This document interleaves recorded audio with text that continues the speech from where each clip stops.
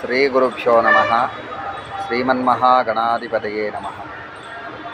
మీరు ఆలయాలలోకి వెళ్ళినప్పుడు గమనించండి, తూర్పు, పడమర, ఉత్తర, దక్షిణ ద్వారాలు ఉంటాయి.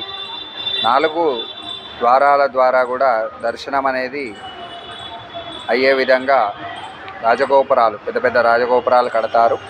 అయితే ముఖ్యంగా తూర్పు, ఉత్తర ద్వార దర్శనం మాత్రమే శ్రేయస్కరం. పడమర ద్వార దర్శనం అనేది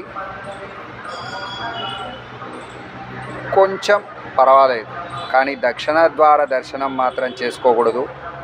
రాజగోపురం ద్వారా మాత్రమే వీలైనంత మట్టుకు దర్శనం అనేది చేసుకోవాలి.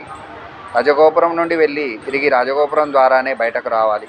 ఈ విధంగా చేసిన దర్శనానికి తగిన ఫలితం